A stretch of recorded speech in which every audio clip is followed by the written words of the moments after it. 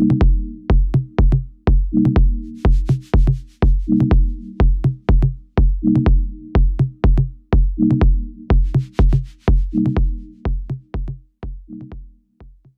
evening, ladies and gentlemen, colleagues, mentors, those who are new to those whose first time to see me is today. I would love to introduce myself. My name is Adam Skasinga. I am a conservationist, a wildlife activist. I am also a founding director for a local nonprofit organization called Conserve Congo. I am based in Kinshasa, the Democratic Republic of the Congo. And I want to take you through a short story about who I am, where I come from, where I am, and where I wish to go to. The young man you see on your left on your screen there, that is me with my younger sister, Yvette.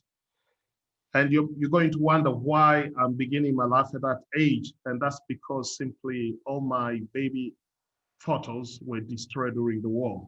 So these are the only ones that I could find. So I was born in a small town in the Democratic Republic of the Congo called Bukavu. And Bukavu used to be a small town at the time. It is the town that borders with Rwanda. And it is only about 40 kilometers away from Kahuzi-Biega National Park, which is the home to the mighty mountain gorillas. So on this particular day, this was our first communion.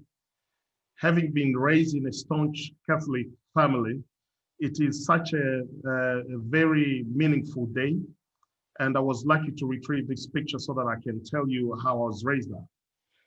So having been a Christian, a Catholic particularly, I attended a local high school, a Jesuit high school called Alfajiri. And to date, it's still one of the biggest schools, if not the biggest in the place. But there was something strange there. And one of the strangest things that I realized at a very early age is that I knew a lot about everywhere else, but not about who I was and my place and where I came from. For instance, I could easily tell you all the capital cities of the world.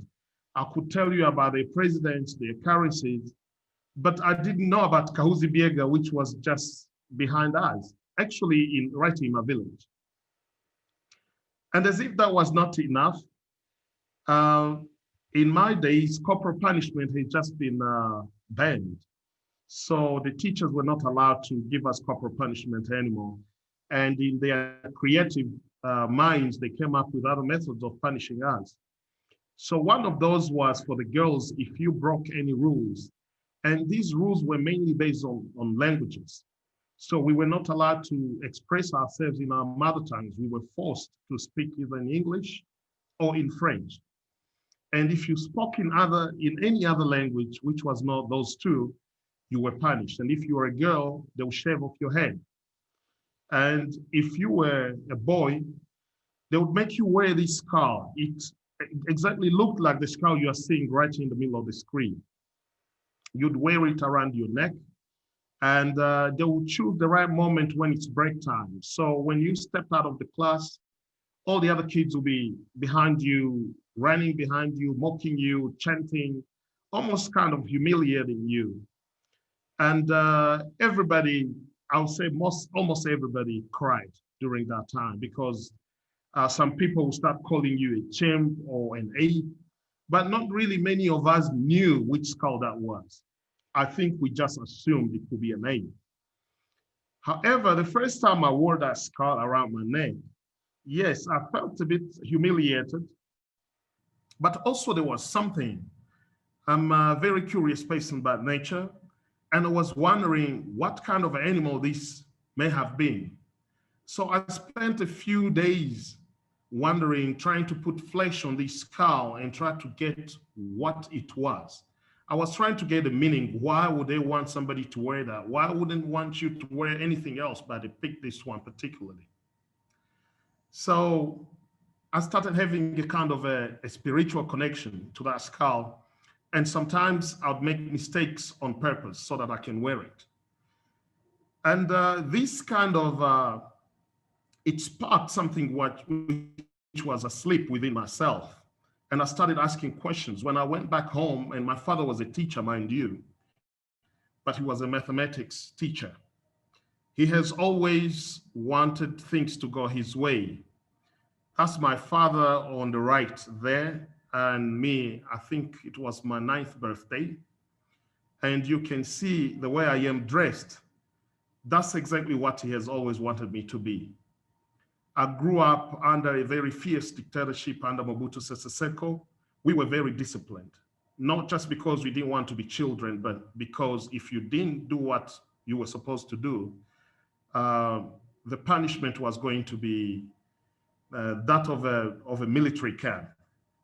So my father wanted me to become a military man, specifically an Air Force pilot, because he thought that was going to be a job which could give me not only a decent livelihood, but it was an honorable job. He himself ran away from the academy, mind you. So I started asking him questions, but which he couldn't answer.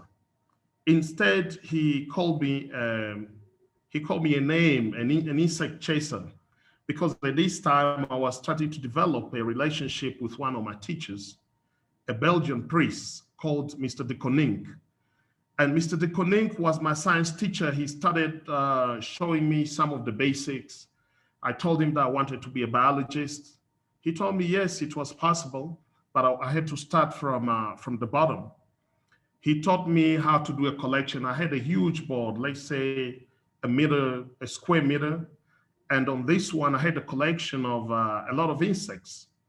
And I would classify them, I would write their names. I was really trying to act like a scientist, because when I went to his lab, that's what I saw. And I'll take like frogs, I'll dissect them, and I'll go and ask him some more questions. But he just didn't have enough time to answer all my questions or to give me that particular attention. He had a whole class to look after. Besides that, I walked to school. I walked like 5 kilometers to school every day. And usually on weekends, I realized something strange. There were these huge trucks. They were very colorful with very large tires, which crisscross our city. And usually there will be like 100 to 200 individuals on those trucks, and none of them looked like me. And I kept asking questions around adults in my neighborhood. And I wanted to know, what is it that they come to do? And everybody gave me an explanation, but the general point which they gave me was that these were rich foreigners who were interested in some sort of monkeys which live in the mountains far away from the city. And they speak with them. It wasn't clear. They are scientists. They kind of mystify these people. And to date, when you say a tourist in the Democratic Republic of the Congo, even amongst people who are very well educated, the image you are painting is that of a foreigner who is rich and who does not really care about anything else but the animals and the trees. Well, I kept that in the back of my mind. And sometimes when I go back home, in my family, be it my father or my mother, they'll make comments like about wildlife, not in a sense that I understand it today, but it was just like a commodity that you could trade, or maybe an enemy. And I understood why back in the school, they were making us to wear this skull. And a lot of my friends were afraid of animals. And some of them really resented them to date. Like I do have dogs, and some of my friends, when they come to my house, sometimes they run out because they're not used to it. And that's because of the way we were raised. As you can see on the left, I was very academically good. That's one of my best friends. Today, he's a medical doctor. He's a surgeon, Dr. Mbale. And himself and I, because we're so close, we were selected in a program. At the time, the program was called Le Pionnier. And Le Pionnier was the equivalent of what the Americans refer to as cadets. So this is where they groomed you that after high school, you could go to the military academy and be amongst those who were privileged at the time. Unfortunately,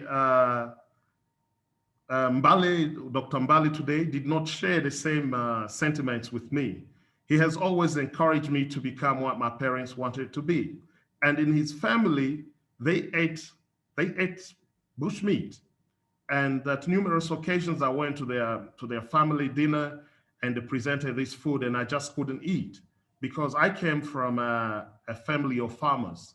And usually we are not many in the DRC, but we also don't eat a lot of bushmeat. Today, some of them do, but not many. So we kept pushing this dream of becoming military men someday.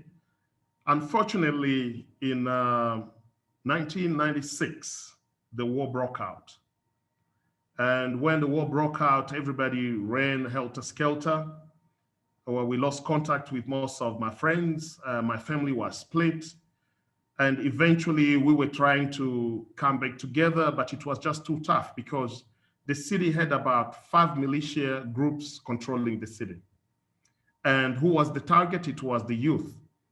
The men were supposed to be soldiers and the females were supposed to be wives. And at this stage, us as Les Pionniers, we were in really deep trouble because we already had ambitions of becoming military men. So this was going to be enticing to us, even though that was not the truth. And also we knew the basics of what being a soldier was all about. So we became a very huge target. And this is where my father thought out of the box and he thought that it was time for me to leave town. So on a fraudulent passport, I skipped town and I went to South Africa, making me a child refugee. The person who was supposed to welcome me in South Africa, unfortunately, did not show up. And before you knew it, I found myself on the street. And here I was just a minor. I didn't know much. I thought I was clever, but that was in my hometown. But here I was in a big city where everybody is hustling for survival. And I didn't have anywhere to go. So on the right there, you're going to see, and if you see the contrast between these two images, you can see how happy we look on the left and how sad suddenly we look on the right. So the guy on my side there, he was Owen Martins. I don't actually know where he is to date. He was one of my best friends, one of the first people I met in South Africa. He's the one who showed me how to cross the street on the busy streets of Johannesburg. And whether you want to believe it or not, that bag in the middle there was everything that we had between the two of us. So he's the guy who initiated me on being a small-time drug dealer. And we were not doing this because we had dreams of becoming drug dealers. I mean, back home, I didn't even know about anything called drugs. But when I reached there, nationalities were separated based on buildings. So there was these huge buildings for the Nigerians, and across the street, there is another one for the Ghanaians, and across the street, there is another one for the Mozambicans, and so were the gangs. So you had to be associated with somebody who was more or less like you. And Owen Martins fit the criteria of somebody that I could identify with. He was also an accompanied refugee child. He spoke Swahili just like me. So we were more or less the same age. And this place where we lived is the roughest place in South Africa. This was Hillbrow. And I'm not talking about the small time Hillbrow. I'm talking about the rough Hillbrow where you would find people high on drugs, people being stabbed. Like for the first time seeing somebody being stabbed in my life was in Hillbrow, and nobody really cares. On weekends, you just hear sirens of ambulances and all of that. So here I learned that I had to survive, and had I not done that, it wasn't going to happen for me, and perhaps I would have died. So we survived, but also Owen Martins had something which I did not have. He spoke better English than me. He went to an English school back in Burundi. So being around him, I started learning a little bit because I also spoke better French than he did. So it was like a 50-50 kind of relationship. And so we became business partners, friends, and all of that. Unfortunately, at one point, I had to leave him because he was very much into the business. He wanted to pursue it and become a big time drug dealer. But inside me, I have no bone of committing crime. So I kept chasing what I wanted to chase, the ideal. And the only thing I could do at this stage was just writing. I didn't know nothing else. But I could only write in French. I couldn't write in English. So I started hanging around other people who could better me. And I started going to churches. I started going to other refugee gatherings. And as you can see on the left and in the middle there, that was the beginning of my writing career. That was at NASREC Conference Center in Johannesburg in 1998. And I could stand before people and write, even though I wasn't really that good, but they started showing me, okay, you correct this, you correct that. And before you know it, I started writing better than I could speak. And at this stage, I started writing to newspapers across the country. I wrote, and I didn't write because I wanted to become a writer. I was just writing because I was bringing the plight for refugees to the attention of the community which was hosting us. We were given papers, but we're not allowed to work. We're not allowed to study. And these are some of the things which I was denouncing. And I guess my activism began in those years. Unfortunately, two of my friends in that image are deceased, the one with the camera and Joseph. Joseph died in Brazil, I think 5 years ago, but I survived. And eventually I became the man on the far right. And you can see I'm all smiles. And the guy standing next to me, his name is Bongani Tlachwayo. He was my first editor at the Lowveld Media, which is based in Nelspruit. And at the time, I had already moved now from Johannesburg to Nelspruit. Those who know Nelspruit at the time, it had only one street. And the Lowvelder, which is a local newspaper and part of the Caxton Group, was only written in Afrikaans. So I was amongst the first people to come there and start writing in English. And when I met with this editor who was very vibrant and very friendly, we automatically clicked and he started showing me the ropes. Bongani is still the editor of the Lowvelder to date. There, I was invited to receive an award, and that was the last award which I've ever received in my media career. And the award I was receiving was from the Caxton Group for showing bravery in the face of danger while at work. The case was that a lady came to the newsroom and her grandson had been shot in the Kruger National Park. So she wanted me to investigate and really tell her what has transpired. And this young man was involved in a traditional school. Those who are from South Africa, especially from the Black community, know what I'm talking about, especially from the Xhosa and the Shangaan culture. So every winter, they'll host these schools where they'll groom young men and women, and they say that they want to make them men and women. And it is something which is really linked to poaching because it is prohibited for anybody without prior permission to venture into the park, but they do go there illegally. And for some reason, this young man died in their hands. And I went there as an investigative journalist to try and find out what had transpired. However, the owner of the school did not take it lightly. And as he was coming towards me, he pulled out a gun unexpectedly. But I believe that my colleague that I was with had a sentiment of what was going to happen, and he took off, he started running. So I was the tough guy and I stood in his way. And at a very close range, he pulled out a weapon and shot 5 times. I was hit twice. Luckily, my colleague, Teddy Ndlazi, went up and he alerted the police. And the newsroom got in touch with the best police unit, and they came to rescue me 4 hours later. I was transported to the hospital where I was put in ICU for a week. Fortunately, there was no permanent injury, but I still have a bullet in my leg today. So yes, as a journalist, I learned a lot. And this is what exposed me firsthand to the Kruger National Park. Even though I came from a place where there is a variety of wildlife, I had never seen an animal in its natural habitat. Talk less about anybody taking me about conservation. If anybody had told me about conservation, I wouldn't know what it was until I was in South Africa. As a reporter, I had the freedom to get in and out of the Kruger National Park. And after going through all the travels that I went through, the Kruger National Park became like part of my rehab center. Each time I was down and feeling not so right, I'll go down there. And this is the first place where I witnessed the big five at very close range. And here I didn't even have to ask questions. I mean, it was all there.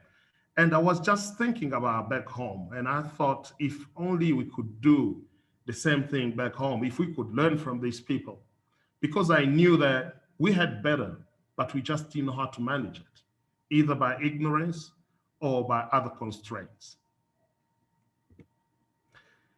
When I got shot, my family and friends approached me, and all of them had the same thing on their minds. They said, look, bro, you're going to die. We think it's about time that you change the prospect of career or try to look for something else to do.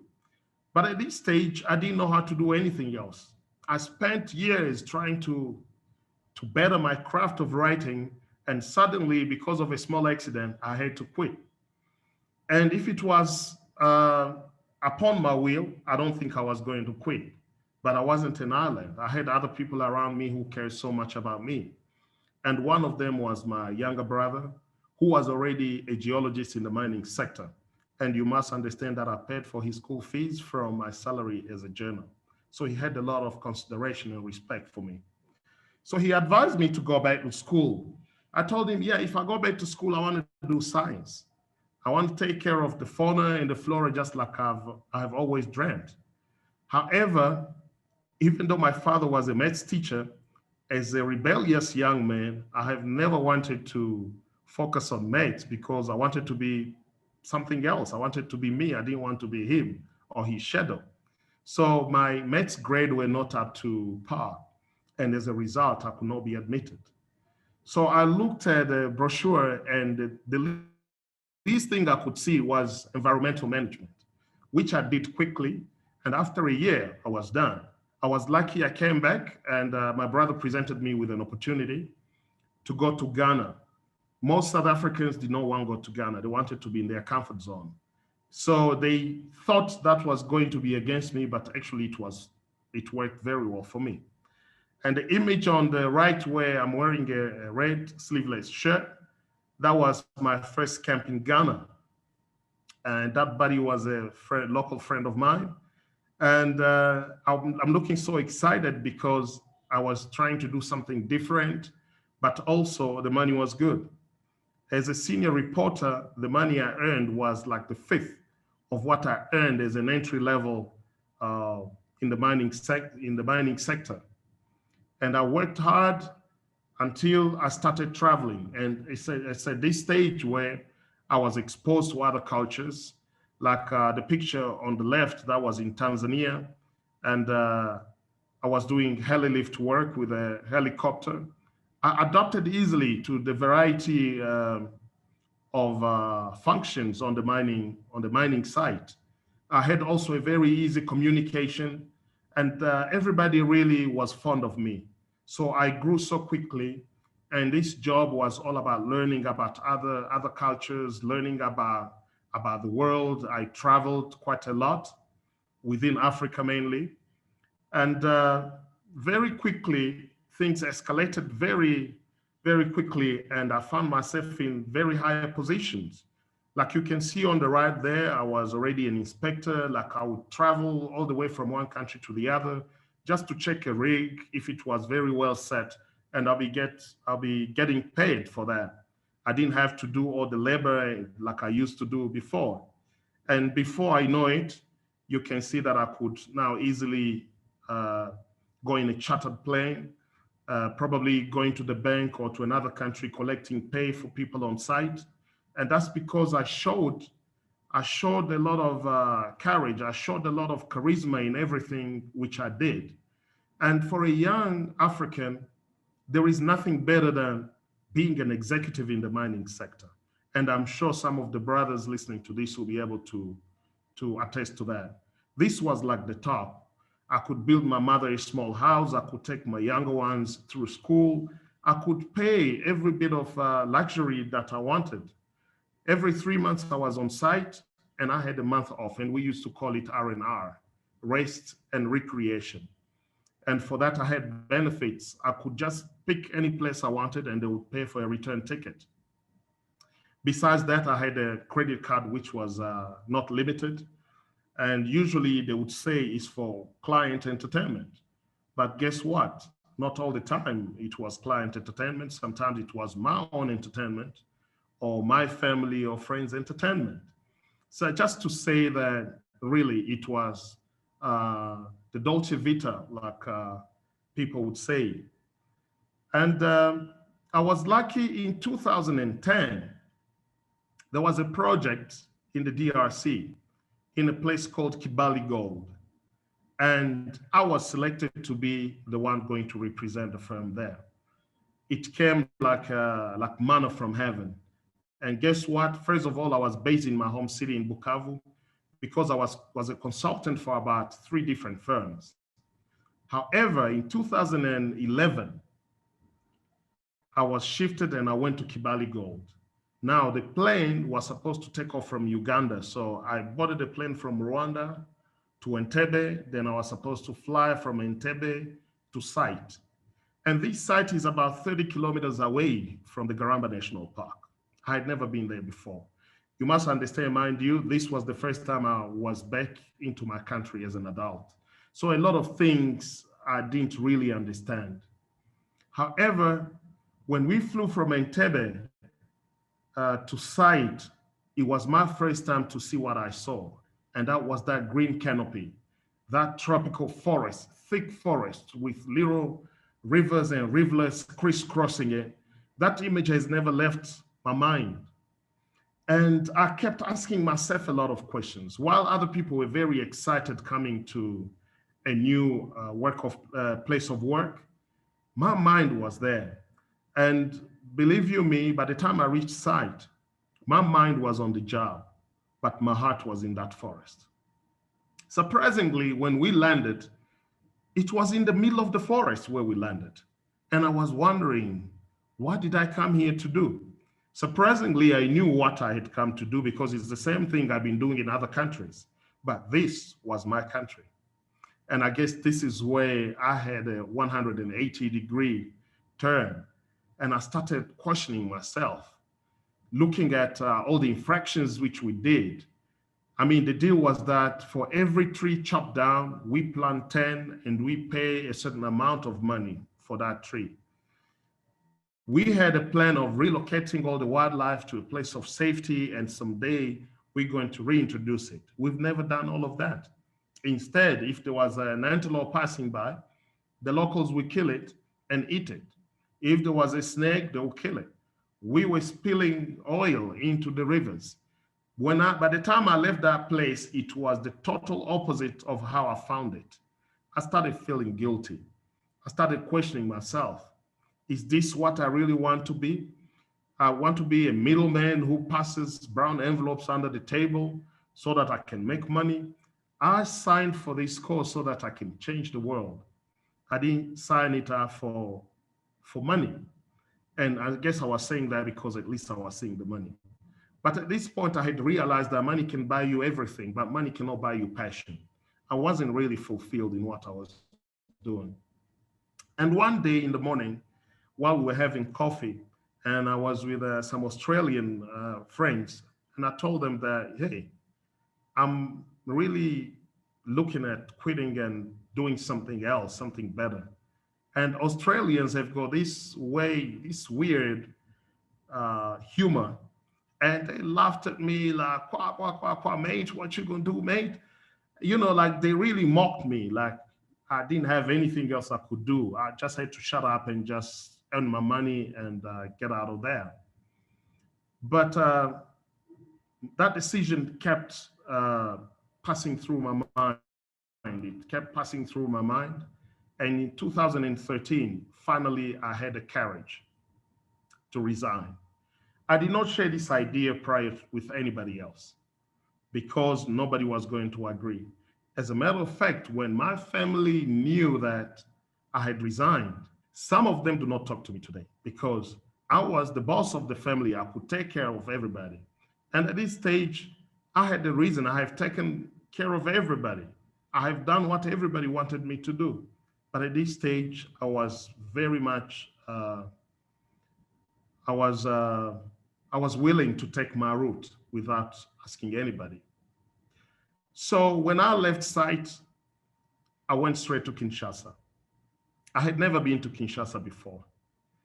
When I reached Kinshasa, it was the total opposite of where I came from. It's very rough, it's a big city.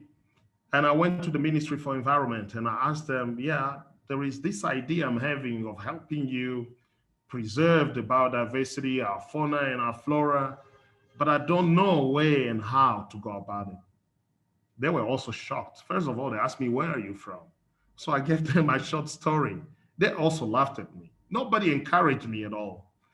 So I told them, look, I'm not here to look for a job because they thought I was looking for a job. So they said, if you're not looking for a job, then we believe that you should go and register a nonprofit and do this as a civil society. So I said, how do I do that? They gave me addresses where I could go and register. So I went there, and mind you, to register a nonprofit in the DRC is more costlier than registering a business. So I went there with all the hassles, but at least I had a little bit of money. So I paid the money, I registered, and I had all the documents. Then I sat down, now what? So I tried to go to certain offices, and I'm not going to give names, some international nonprofits, and I got a very cold shoulder.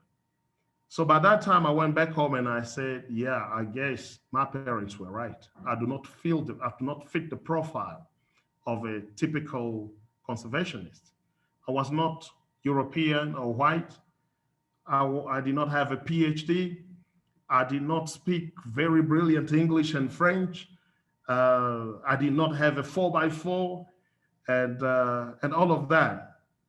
But I said, what if I go back to the mining sector? I was really tempted, but I was ashamed. I said, what kind of a man am I going to be? I keep turning against my word. I said, I have to fight this until I make it a success. So I started brainstorming, and an idea came to me. And I said, yeah, I've got friends across the globe. I could call on some of the friends that I went to school with.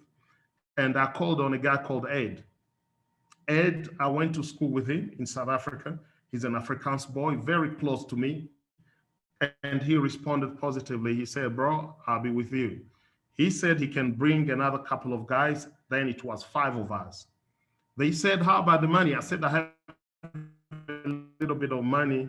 I'm going to invest it. We need to do some prospect. We cannot protect something which we do not know nothing about. So the idea was for them to come. Then we go all over the country.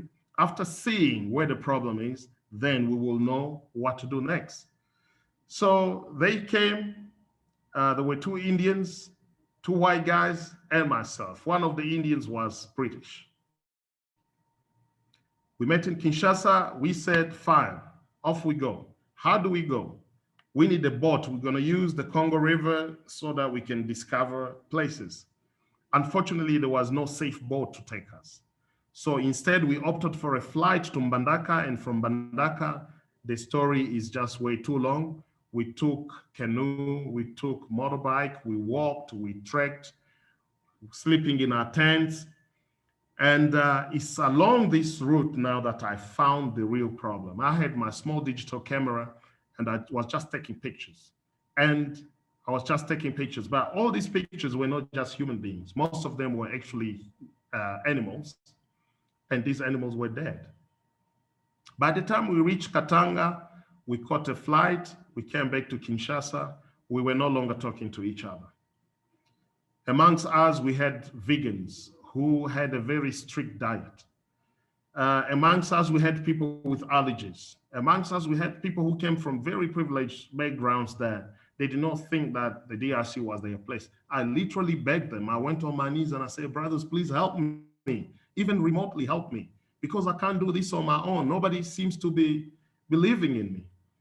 And today, as African indigenous conservationists, we have a very big problem, because where other people have got to crawl to, we have to fly there, just so that we can convince people that we are genuine, that we also can.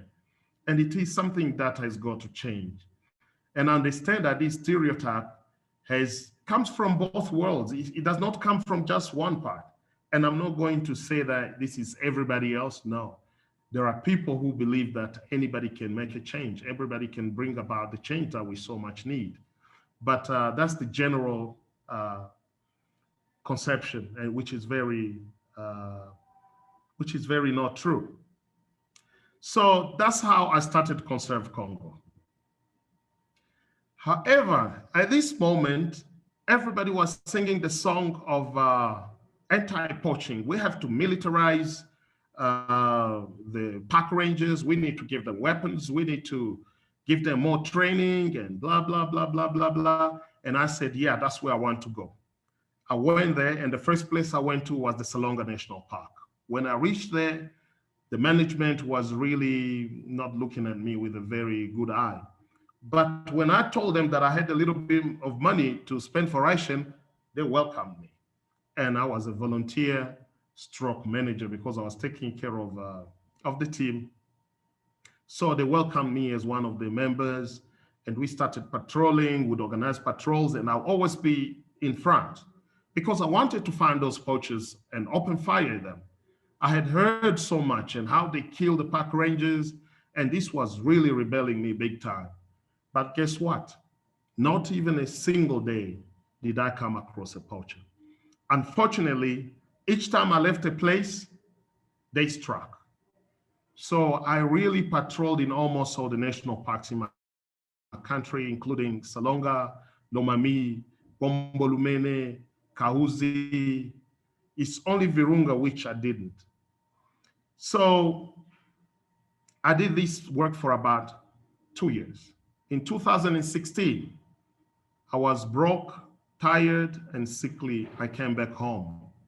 My mother was crying. She said, look, I had told you this. What have you achieved? Nothing. And you left a very well-paying job where everybody respected you.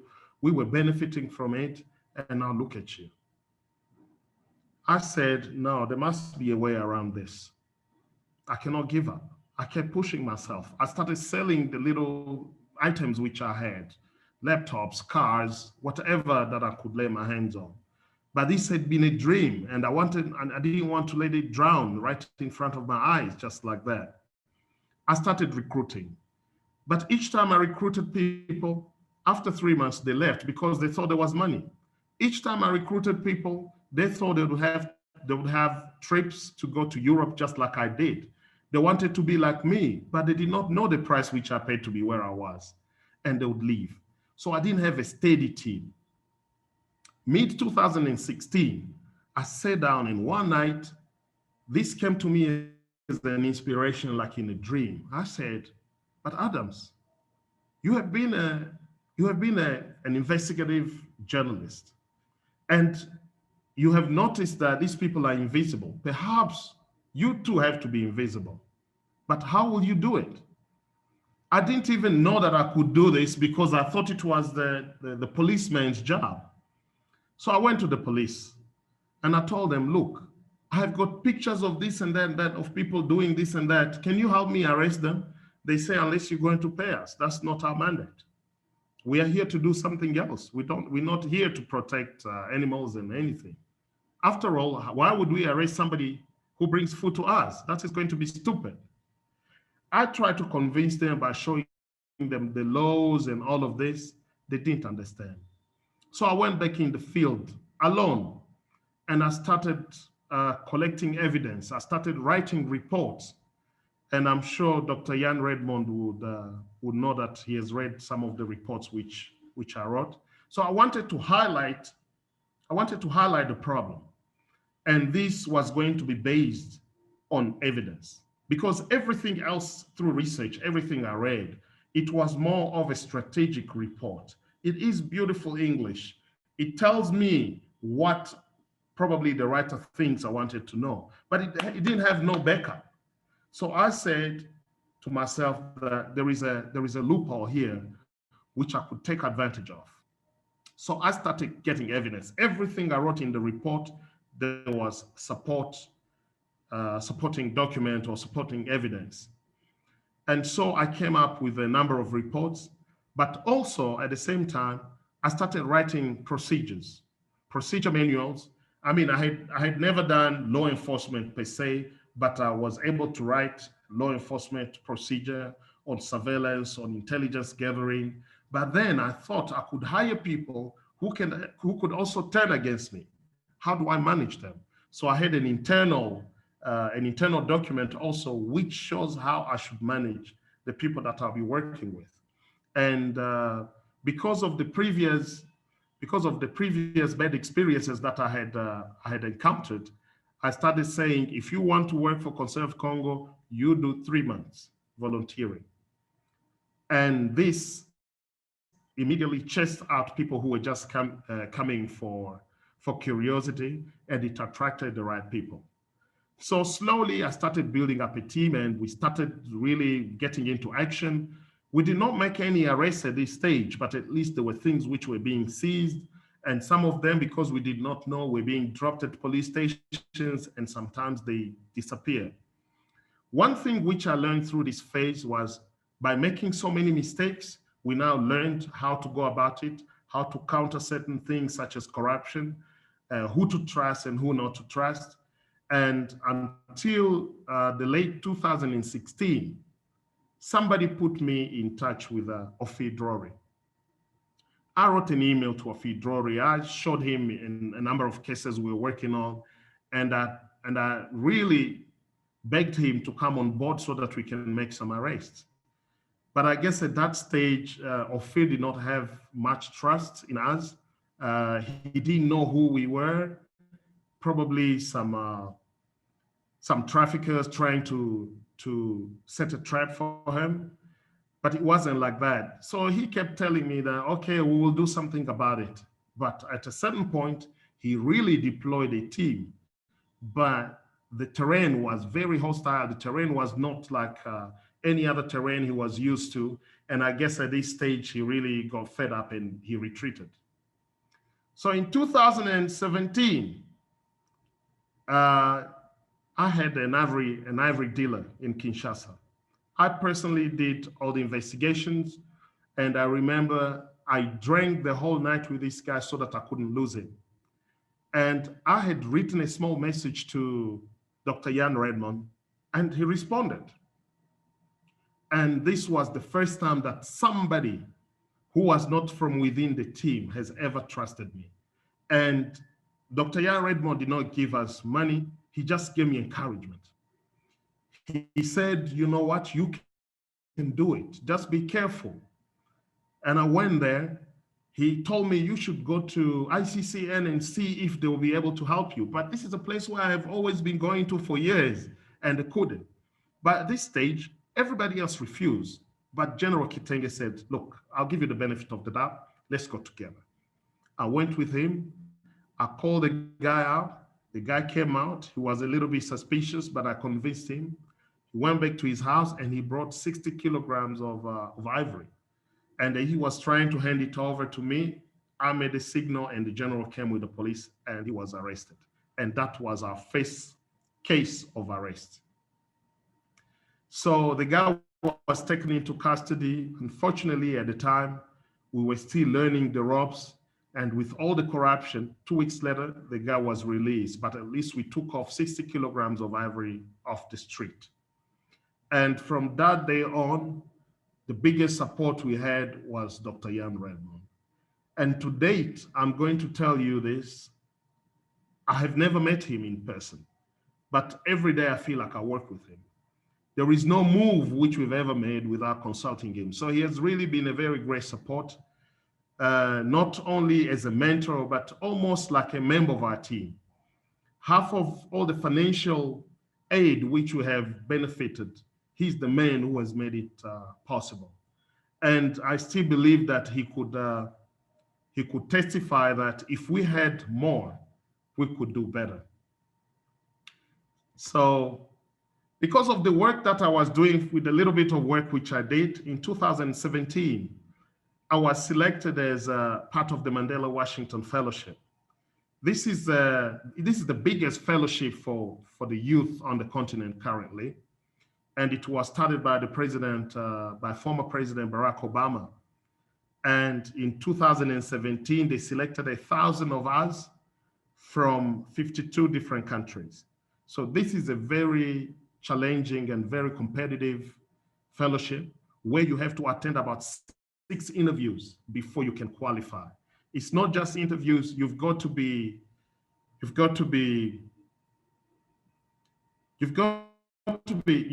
give some testimony from the community which you serve. So it's not about just giving you credit, but other people have got to give credit to your work. And as you can see there, that's at the University of Delaware. And I'm going to brag a little bit just to tell you that Joe Biden is a blue hen just like myself. And I have met him a couple of times before he became president. He's a class of 1965, and I'm class of 2017. If you look closely on the left, you're going to see me with a victory sign right behind the white girl there. And it's almost like I was projecting the victory to where we are today. So I'm going to tell you a little bit about Conserve Congo. So Conserve Congo's mission is to preserve the biodiversity of the Congo Basin. Not many people know that the Congo Basin is actually the second largest forest in the world after the Amazon. So analogically, if the Amazon is the right lung of humanity, the Congo Basin qualifies to be the left lung. But at this stage, I feel like the Congo Basin does not attract the attention that it so deserves. And that's the reason why I wanted to put a focus on that, because I know, coming from an environmental background, I know the value of that forest which we have. However, and I'm sure a lot of you scientists are going to back me up on this, a forest which has got no fauna is no forest, because it's going to degrade very soon, and very soon it's going to collapse, because then ecosystem is going to collapse. A forest like ours, which had elephants, a large herds of elephants and primates, and today, where the level of poaching has downgraded it to, I have fear that that forest one day may disappear. And once this forest disappears, it's not just going to affect us as Congolese, it's going to affect the whole world. And that takes you to the point where I can tell you that the problem of conservation is not just a Congolese problem. And I don't look at it as a Congolese problem. I look at it as a global crisis. And that's the reason why I wanted to focus onto this particular region. So to achieve this mission, we had given ourselves 3 distinct objectives, one of them being education. You know, when you lack education, it means you're ignorant. And when you're ignorant, you can think that you can get away with a lot of things until you start suffering the consequences. And if you look at me, where I come from, nobody has ever set me down and teach me about the Congo Basin. I have never learned about that. But I knew about the Mississippi, I knew about the Amazon, I knew about the Alps, but I didn't know about the Congo Basin. I didn't know about the Congo River. And today, I take this little knowledge that I have gathered and I share it with the youngsters, mainly young men and women between the ages of 12 and 18. Currently in Kinshasa, we have about 11 schools and about slightly over 2,000 kids. And this way, every week we dispense about 30 minutes of environmental talk. And I can tell you, the responses we get from these children is very amazing. And I can feel that if we can continue doing what we do, after 10 years, we'll have a generation, a new generation of responsible young men and women able to push our country, perhaps via good policies, until we preserve the little bit that God has blessed us with. We have an objective of using agriculture as an option to poaching, but also as something which can ensure food security. I have realized that especially the western part of our country, where it rains every day, we've got a great amount of sunshine, but nobody does agriculture. And I understand why. It's because they have no knowledge of agriculture. It's because they lack seeds. It's because they lack tractors. But you cannot just start today and have a tractor. You have to start small. And we have invested in our community. Like this year alone, we have plowed about 10 hectares of cassava. It is a community project where we get members of the community, we work together, and we split the profit. And this way we are trying to raise this culture of being self-sustainable, not relying on other people to feed us. 80% of the food in Kinshasa comes from China, Europe, and South Africa. And because of very little infrastructure, sometimes you could be in Bandundu or you could be in Kivu and you have a very huge farm. But how do you get stuff to Kinshasa where it's very much more needed? Kinshasa is a huge city of about 20 million people, but the food is so scarce. In other places, when you have money, you can eat what you want. In Kinshasa, even when you have money, you can eat only what is available.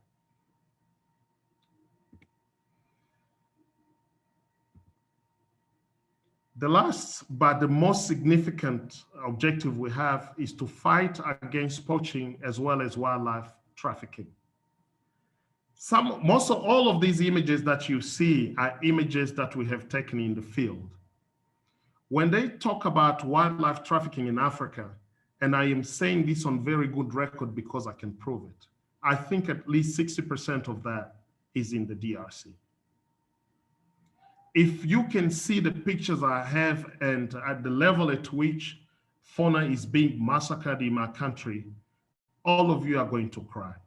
This is just being too decent so that I do not shock you, but wildlife trafficking is really rife, and it is paid because not many people understand how wildlife trafficking works. First of all, I'm going to give you the difference between poaching and wildlife trafficking. So poaching is the act of getting into the protected area with the intention of catching, killing, or detaining a wild animal without prior permission. Whereas wildlife trafficking is the way of making gain out of this wildlife, be it product or a live animal caught illegally from a protected area. And the second is where the money is. I have it on very good record that poachers, people who go in the national parks to go and kill, those are the lowest in the chain of wildlife trafficking, and they are the least paid. Some of them do not even know where these animals go to after they have captured them. And I repeat, all these images are images I caught in the field while doing investigations.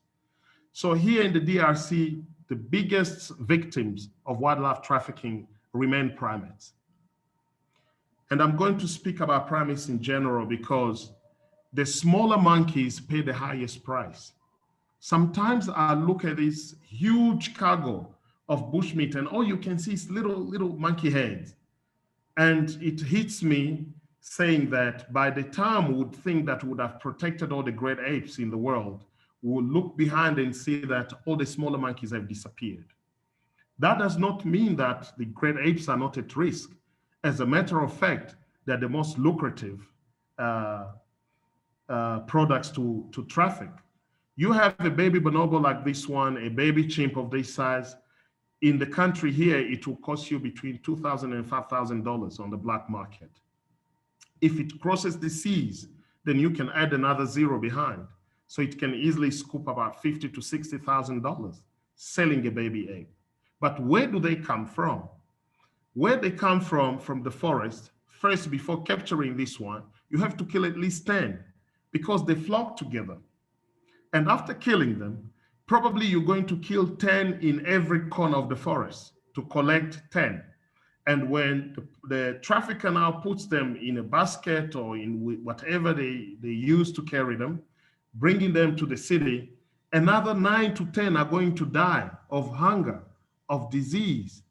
And sometimes because of the way they conceal them, they will die of asphyxiation. So when you see a great ape being rescued, that is a true survivor. That's a true survivor. And while I'm still on this point, I'm going to tell you about the importance of having sanctuaries, which we do not have enough in the country. And sometimes we try and save to give them a second chance, and we don't have anywhere to take them to. And even if we do, with all the red tape, with all the resources which are needed, sometimes it could just give in and die. And there is nothing heartbreaking like rescuing an animal which eventually dies in your hands. I am not going to go into those details right now, but it's a talk that I was just having a couple of days ago with PASA, and I thought I would just highlight that. And just to try and mitigate that, we are thinking of very soon, and the work is already underway, to open a sanctuary for smaller monkeys because they are really paying a great price. And we've got a lot of sanctuaries already trying to mushroom here and there, trying to take care of the great apes, but there has never been any which solely focuses on monkeys. So the next animals paying the price are the gray parrots. And we've been under moratorium, I think, for the last 5 years, but to date, at least 5,000 pieces still leave the country illegally, mainly transiting in South Africa, going abroad. And all of that is not just wildlife going out, but it's our natural heritage as well. I mean, I just had these images for you to look at, and I'm not trying to frighten you, but I'm just to give you something to ponder over. Look at that market in Sankuru. Look how it's flooded with bushmeat. And today we are talking about coronavirus, we're talking about Ebola and other diseases which have not even been identified. This could be the genesis of that. And let's think about it, because wildlife trafficking is no longer an African problem. Wildlife trafficking has become a global crisis, because global traffickers, when they traffic these animals, they don't care. I mean, they'll violate rules. They will violate rules pertaining to immigration. They will violate rules pertaining to national sovereignty. You have these thugs who have found their home in the Virunga National Park, and they have made it their home. They are hunting elephants, they are doing illegal mining, but they do not just end there, because this creates insecurity around the national park, and people slowly start moving from those areas, coming to urban areas. And what is the result? Is prostitution, is homelessness, is diseases. And sometimes they will come and kidnap young men and women, taking them back to the forest for forced labor, forced prostitution. And this money emanating from our own natural heritage buys guns to come and killing us. In Beni, for instance, where people are being murdered every day, it is our own natural resources, including wildlife, that sponsors that. And that's the reason why I'm calling upon everybody to think about this and how together we can create a synergy and see how we can put an end to this carnage. Those are not the primates, and the birds are not the only victims. We've got felines, and this is on a daily basis. For the last 2 months, I've been working on about 9 cases of felines being poached in the Salonga alone. Even the teeth and the bones, so they have no limitation on what they can get. Also, I'm going to tell you that whether you want to believe it or not, the DRC has become the safest haven for poachers. that sometimes even products which come from other countries are being sold here. So it has become a market with our porous borders, with corruption, with selfishness, with lack of very good governance. We become the victims. So criminals commit crimes elsewhere and they make our ground a market for their loot. We cannot just sit back and watch. We need to act. And acting is not just in words. We need to put our actions where our mouths are. Ivory is one of the most sought after products across the globe. In 1980s, the DRC had 80% of all the forest elephants in Africa. Today, we hardly have 10. A small country such as Gabon is now the one having 70%. But the country is so tiny, I don't know what their 70 or 80% represent. I have been really fighting for the cause of elephants since 2016, and I have attended about 3 marches now for the elephants in Washington, D.C., but I don't see any changes. And this is not only in Africa, because there are other markets across the globe which needs to be shut down. The work that we do is a very dangerous work, and sometimes it requires a little bit of extra caution. And the caution, we understand that security begins with us, but sometimes having people in the background who can speak for you, it really helps, especially in countries in which we live. And I'm going to call upon all of you. We are activists. We have no office, we have no budget, we have no cars, we've got no equipment, but with the little that we have, we manage to do the work which we do. And I would encourage all of you to please follow us on social media, be it Twitter or Facebook, so you can see what we do. In a very dangerous area, in an area where injustice prevails over justice. So we need people that can be like watchdogs protecting us. And I'm not saying that somebody who's in South Africa can protect me right now, but there are people who do not need to be there physically. Just a phone call could make a change. And this image represents that lobbying which we need. That's my friend and one of my mentors, Senator Tom Carper. And there we are at the Capitol. He invited me to come and do a presentation to his committee. He's somebody who does not give us money because every support is not financial, but he's somebody who's there when we need him. He's not the only one. I'm going to speak about Ophir. And you have heard about the first case that we've gotten prosecuted in the country in 2018. That was a team effort. It was a team effort in the sense that there were people who gave us knowledge. There were people who gave us money to follow up the legal battle. There were people who were just there to encourage us. And look at what we got. And today we are sitting at about 9 to 11 prosecutions already, because the law in the DRC stipulates clearly that prosecution is not only serving jail term. Paying a fine is also another way of serving justice. Even though we feel like anybody involved in wildlife trafficking should be behind bars.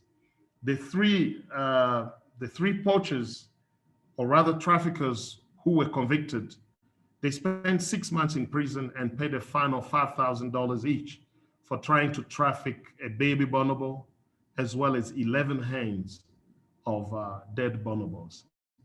We understood that that was not the greatest achievement we could have made, but it's also great because since our country is our country, nobody has ever been to jail. But because of a small nonprofit organization that conserves, we managed to put these people behind. And after them, we are still going to put more people behind bars if they do not abide by the rules. And the rules is to let the wildlife roam freely, just like it was meant to be. I just want to take advantage of this just to thank a couple of other people, such as Dr. Jan Raymond, for all the support. I would love to thank Chris Hamley, that we have established a partnership together with them, people who truly believe in us, people such as Ofi Drory. I would love to thank people such as Matthew Morley, people who have had trust and belief in us even when we were still very small. And I'm calling upon everybody else to get together. A problem that you want to solve without involving the person who's paying the price may seem like you are solving a problem, but to him, you are creating more problems. And I feel like us as indigenous African conservationists, we have to be brought to the table each time African conservation is being discussed. And this way, we make one block. We address the issue as it is. If we had done this 50 years ago, we wouldn't have one problem dragging for 5 decades. So we have to get together so that we can have the change that we so much want. I so say, and I thank you so much for your attention.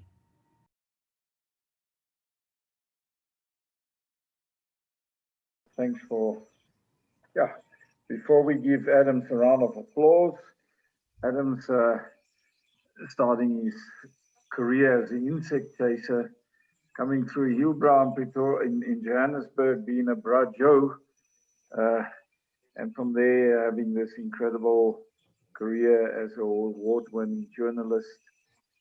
And Adam's interesting that we've had on our program a number of people who's very much doing the similar thing as you, people who just had the guts to say, well, we are going to do something about it. We had Rabia, Hawa, Greta, Iori, Ofri Drury, now yourself. And we have a number of students on here tonight, also from the Tshwane University of Technology, studying conservation.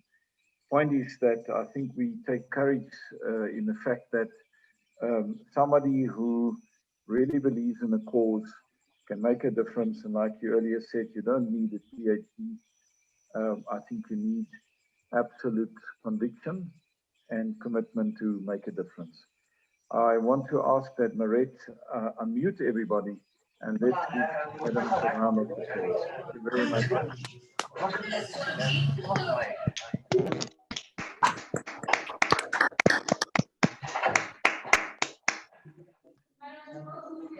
Thank you.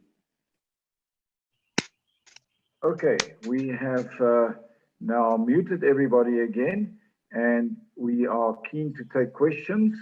And Adams will then respond to your questions. And you have 2 ways of asking questions.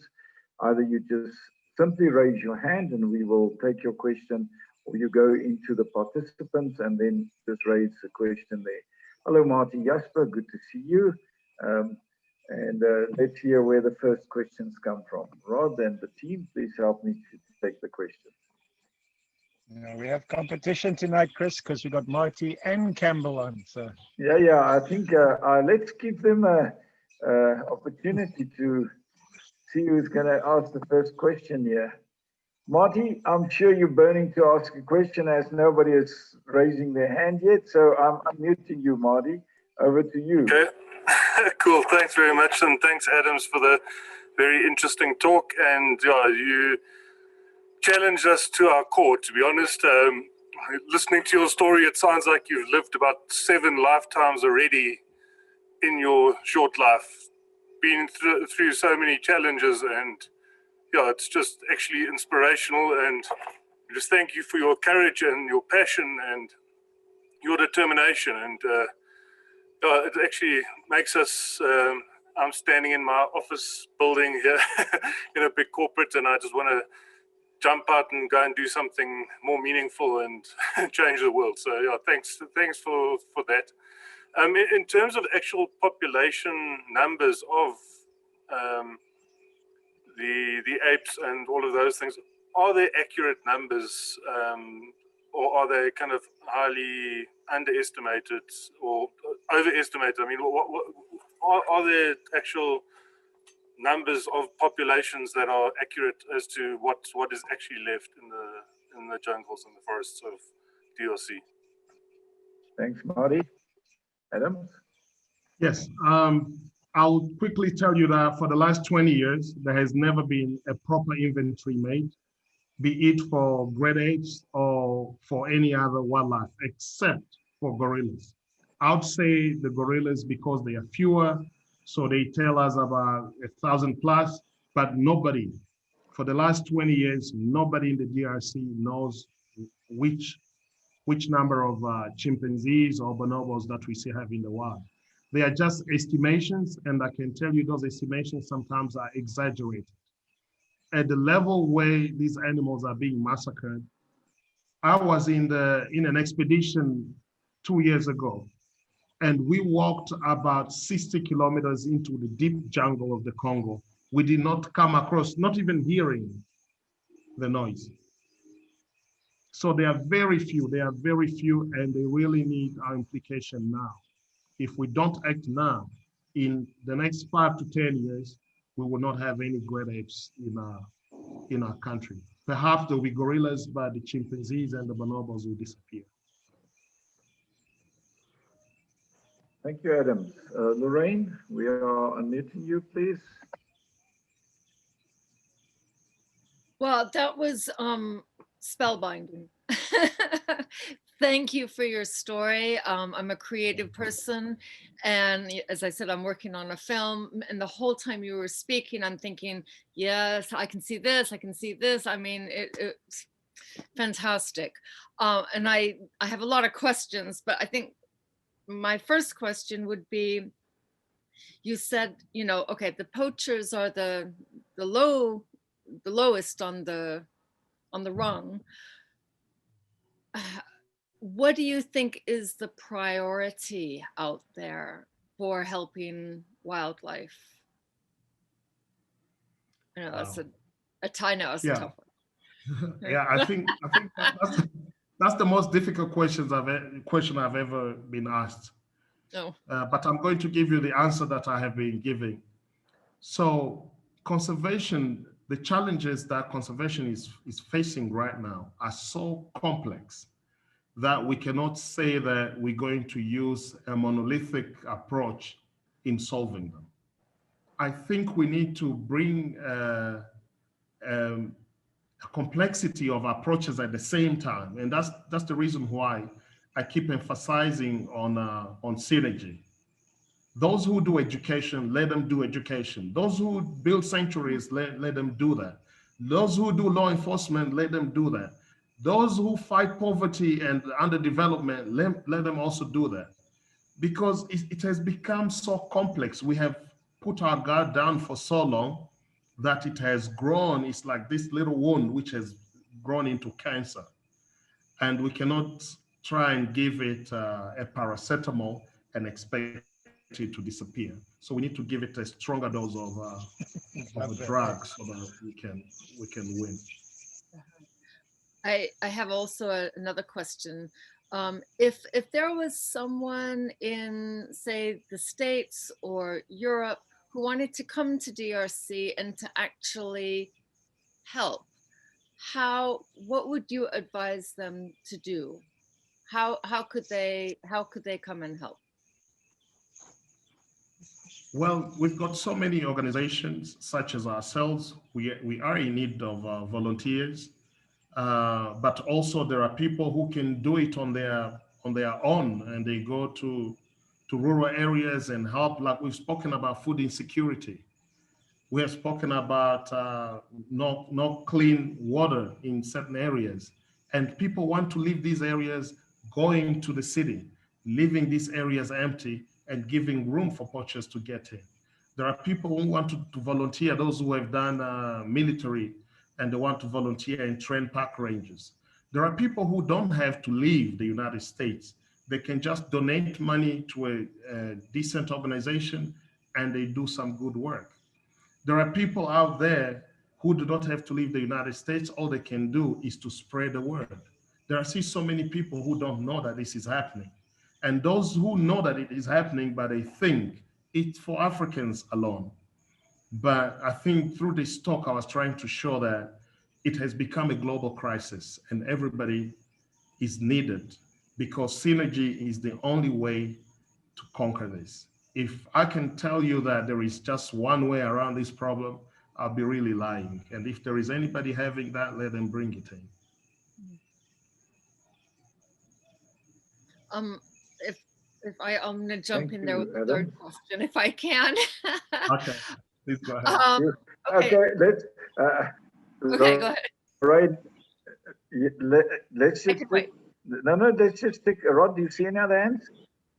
I don't Okay, see any jump other in, hands at Lorraine. the moment. Nobody's waving around, or there's no blue hands. Yeah, and Marty is quiet and Campbell is quiet. So go for it, Lorraine, quickly. Okay, so from the talks that I have seen in the last couple of months, I mean, I'm seeing you and a number of other people who are really doing amazing things. I mean, can you teach other people in other countries what you're doing? Yes, definitely. I am not alone. I am all this because I am in touch with other people. And it's not for me to teach other people, but I also learn from other people. And the synergy I'm trying to talk about, I'm already practicing it. Hence, I know people such as Mr. Cassidy. We've never even met in person, but sometimes I'd ask him, hey, have you heard of this? How can we do this and that? And that's the kind of synergy that when you hear about this, you share with the neighbor. And so the news start to spread. And as we teach, we also learn in the process. So we are very much open and we have already started doing that. And it shouldn't be just around Africa, it should be around the globe.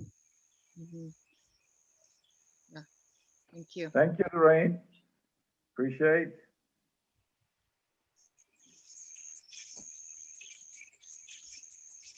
Any other questions? We have Campbell Scott and Marty Jasper both have their hands up, Chris.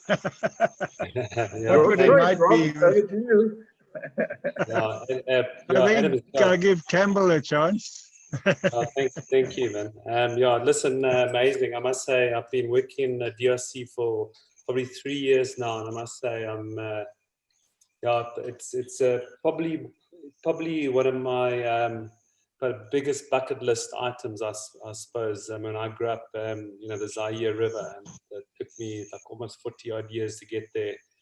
And obviously the Congo River now, but it's fulfilled everything that I could imagine. But I definitely would like to make contact. I'm working outside in Park and Cellar, but I did an assessment up towards in the Malembo area on the bonobos. It's about 180 kilometers up the river.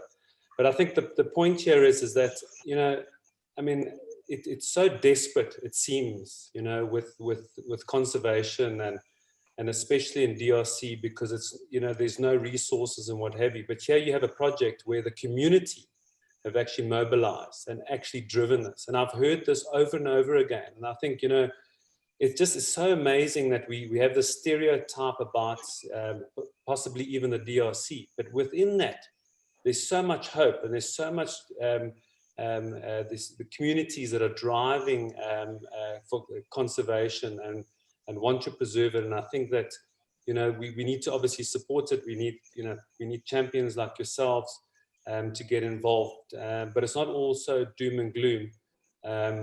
That it's encouraging to find and see these projects. And I mean, this Bonobo project for me was absolutely mind-blowing, to go there and actually see that for the last 15 years, the community's been participating and habituating these bonobos for mainly for research. But I mean, the opportunity now lies to actually expand that. And there is more opportunities. And I think that we need a lot more exposure.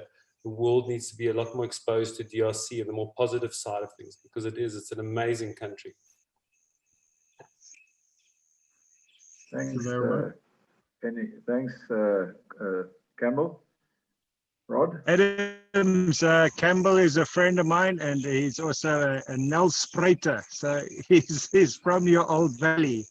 And when I Oh, told him that you were talking, he made a special effort to come on to.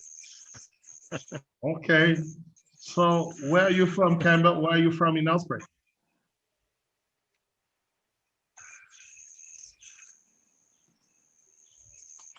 Campbell, you Yeah, have your mute on. yeah, You have to unmute yes, yourself. I'm now Yeah. straight. Now straight. I'm talking to you now from Steltis. Oh, wow. Yeah, Oh, yeah, in the yeah. mountains. In the In the mountains, mountains. exactly. Yeah, yeah, yeah. No, 100%. Yeah. Yeah, so I lived a lot in West Acres, in the West Acres region. Okay, okay. You must have met old Justin and Sharon Orenstein, eh? In your Oh, time. yes, I know him Yeah. very well with the Eyewitness News. Eyewitness Yes, News. exactly. Yeah, they're Yeah, good he's a friends of former ours. colleague. Yeah. We used to meet a lot. Yeah, he's Okay. a great guy. Yeah, no, fantastic. Well, if you're ever down in this part of the world, please look me up. But I'll definitely give you a shot when I'm up in your part of the world, which will be soon. Maybe Thank you even so much. this year. Thank you so much, Campbell. Thanks, Cable. Rod, before you unmute Marty, I just want to say Francis Iwome has had his hand up quite a while. I'm only seeing him now. So, Francis, after Marty, we will unmute you. All right. Marty, you're free to speak. Well, thanks. And it was just the one thing that you mentioned in terms of the initiation schools or classes that are going on, and the fact that that's almost a guise for poaching. I was quite amazed at that. Was that sort of particularly in the group that you were pulled into, or is that a general thing? And then just a second side, and I mean, it might not be comfortable to talk about it, but I mean, I was amazed that as a young kid, that you were able to just literally get into drug dealing and whatever. And I just think of how many young kids are on the streets in Joburg and that, and how easy is it to get into that? It's just quite incredible. I mean, you're a kid that arrives from DRC and 5 minutes later you're able to be peddling drugs and doing that sort of thing. It's just, I mean, maybe I'm naive, but it's quite mind-blowing, to be honest. Yes, so part of our culture, so wildlife and African culture, we have always cohabited.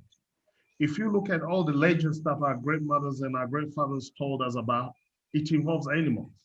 So you cannot be a man or a woman in the African cultural perspective without having the ability to hunt a wild animal. And once a protected area has been fenced and you cross that illegally, that's already poaching. So I was saying it in a general way, but it could be also in a very particular way too. I don't know if I have answered your question, but that's what I can tell you.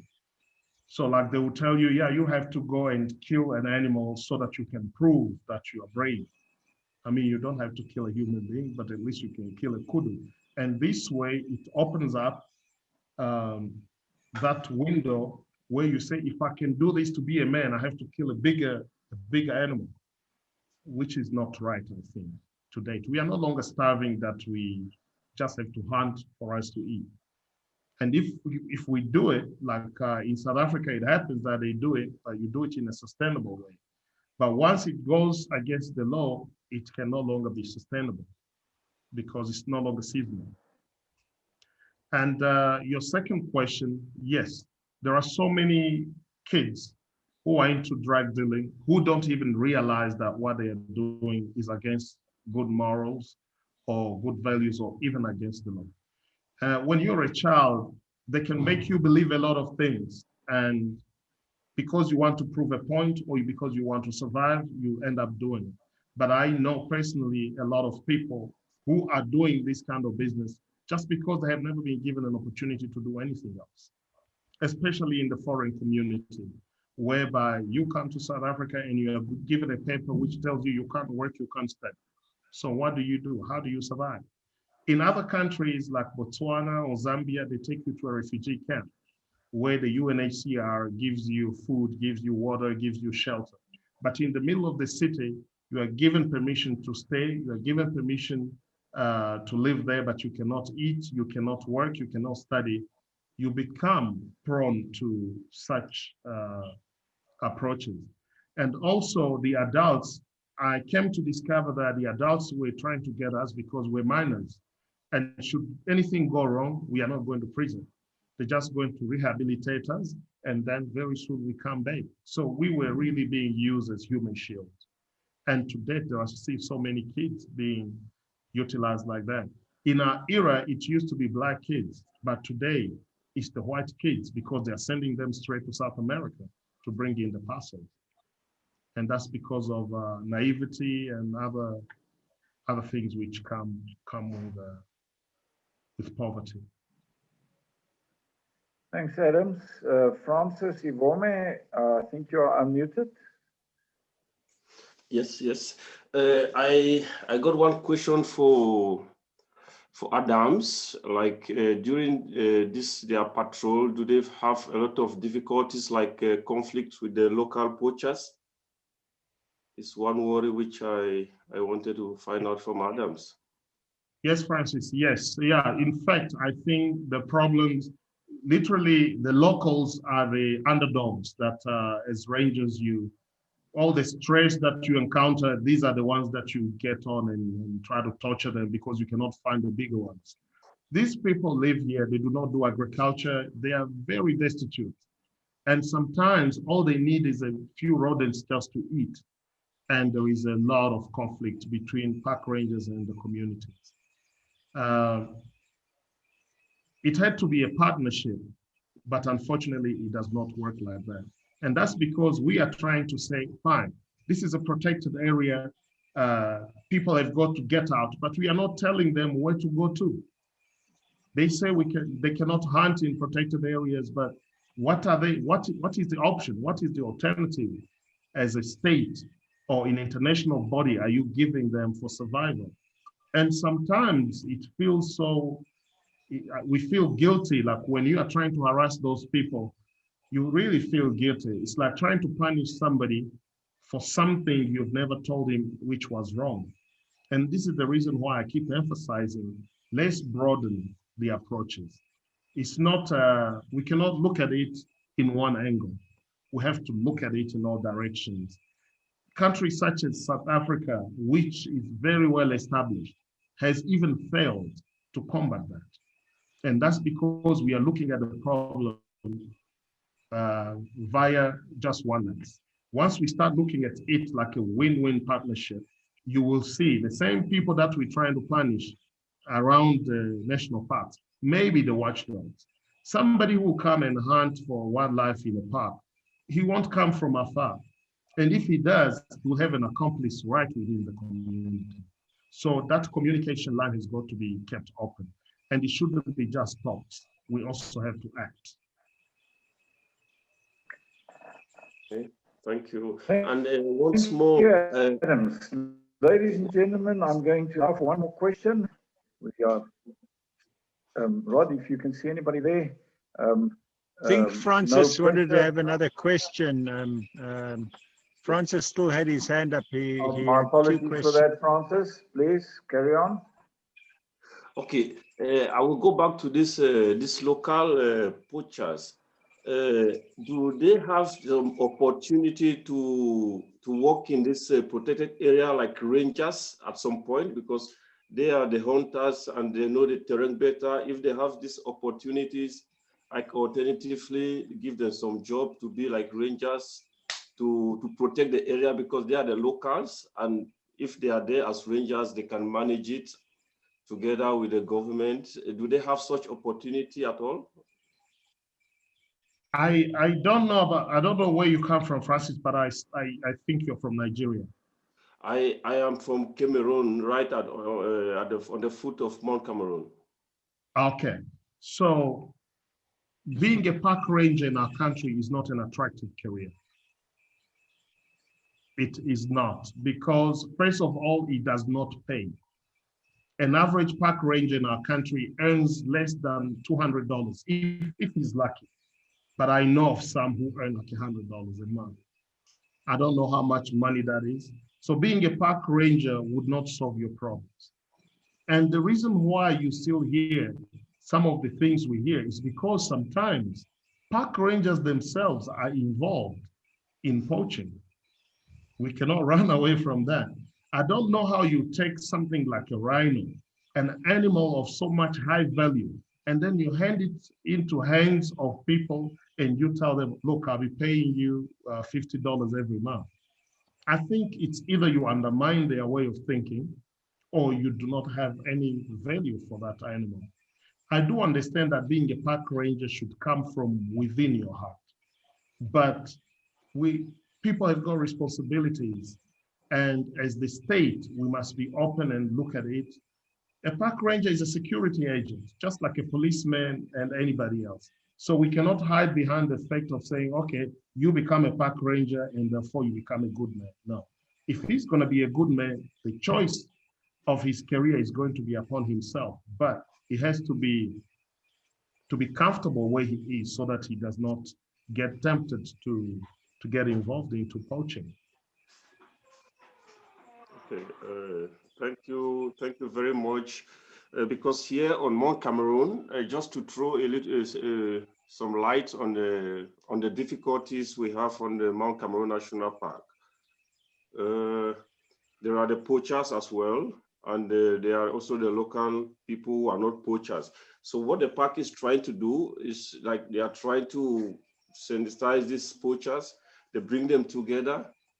They ask their opportunity, what they would like to do alternatively, like if some are young people, if they would like to go back to school, because for example, right now there is this ongoing project, so some young poachers are opportunity to go back to school, and some those who are not ready to go to school but they want to work with animals are given other chances to do some animal farming. I think because when they came to a conclusion, the rangers, they went up to the mountain with the poachers, and the poachers themselves, they remove all their wires in the field, though it's sometimes not completely 100% because you still have one or two sneaking. But I think with this approach, it will really, really help. Yes, I am with you 100%. I think because everybody who gets into that protected area has got a motivation. And I don't think there is anybody who wakes up in the morning and he says, yeah, my job, I'm going to be a hunter killing wildlife. I think there are difficulties, there are certain challenges which happen in their lives which push them to do that. But there are those who are really like, there are traffickers whose job is just to do that. Like when you sell a ton of ivory, it's no longer because you're hungry. But somebody who kills a kudu or an antelope, that we can still think. But with a ton of ivory, that is beyond needy. It becomes greedy. Yeah, I agree with you. Thank you so much, Francis. Yeah, you're welcome. Thank you. Very good.